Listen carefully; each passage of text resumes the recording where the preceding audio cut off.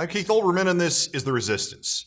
An afterthought on the testimony Thursday of the former FBI Director James Comey. Not what he said that appropriately grabbed all the headlines, but what he put only in his written testimony that never directly came up aloud at the hearing. In short, what was that again about Russian hookers? On the morning of March 30, the president called me at the FBI, Comey wrote. He described the Russian investigation as a cloud that was impairing his ability to act on behalf of the country. He said he had nothing to do with Russia, had not been involved with hookers in Russia, and had always assumed he was being recorded when in Russia. Wait, what? I know this was covered when Comey's opening statement was released in advance and to some degree during and after his testimony, but isn't there something even more amiss here than has yet to be publicly recognized?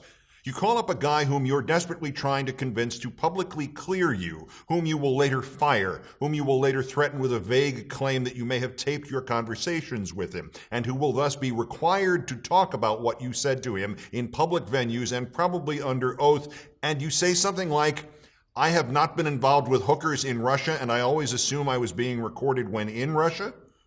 Seriously?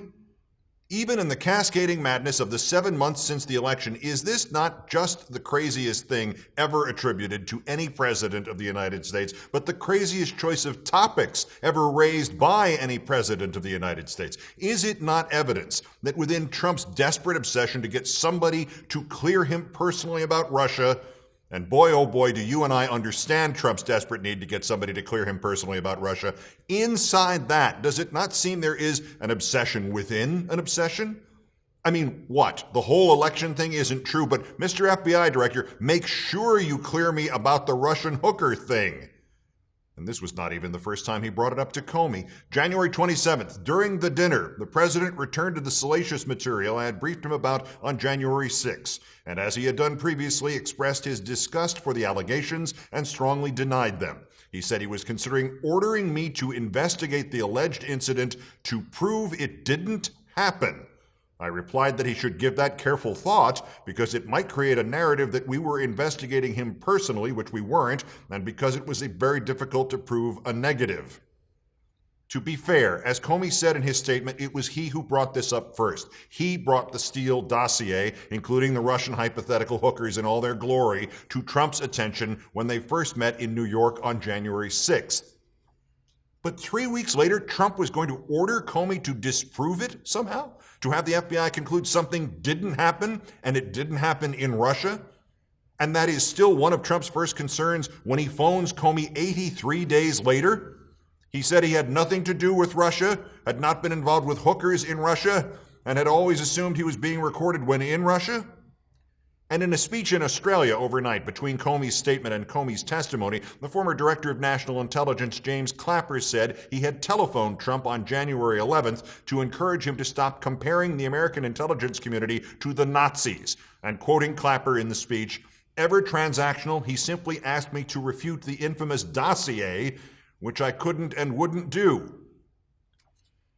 I am not for a moment suggesting this detail from this rancid presidency is as important as all the times Comey's words at the hearing supported accusations of obstruction of justice against Trump, nor Comey's joy at the prospect that there might be tapes of his meetings with Trump, nor his implication that Trump is under investigation now by the special counsel, nor certainly the weight that Comey's testimony added to the evidence necessitating Trump's immediate impeachment. Not even Trump's attorney misspelling president in his response to the hearing and thus calling him Predesent Trump. But it's not just that there's something wrong here, there's something wronger here. When Comey's opening statement was first released, Trump attorney Mark Kasowitz issued a 43-word victory lap, including, "The president feels completely vindicated." And before the paint was dry on that statement from that attorney, another statement came from another Trump attorney. Comey's statement released today needs to be carefully scrutinized, Michael Cohen asserted, as his testimony claims the president was concerned about the dossier. It must be noted that the dossier has been debunked even by the author himself, Christopher Steele. Well, except A, Christopher Steele did not debunk his dossier. He wrote as he submitted it that a lot of it was unverified, that it was raw intelligence that needed further investigation. And B, what the hell? The dossier again? That's what you want to underline after a statement from the fired FBI director about how he was to testify under oath to facts that could conceivably end a presidency? The dossier? You just put the dossier and the Russian hypothetical hookers back under the public nose again? Why? Because Comey only referenced them twice? Somehow that wasn't enough for you? Why? Because you wanted to make sure every news organization in the world has to bring up the Steele dossier and the hookers, even the news organizations who never mentioned them in the first place? I mean, what's hidden within the Steele dossier that could conceivably be more damaging to Trump than, impeachment or evidence of treason or both? What could it contain that on January 27th and March 30th and June 7th, the president and then one of his attorneys are seemingly more concerned with it than anything else? What could possibly be in the Steele dossier? Well, Russian hypothetical hookers. Move over, Richard Nixon. Before all this ends, I am not a crook may be replaced in presidential lore with I am not a John. Resist. Peace.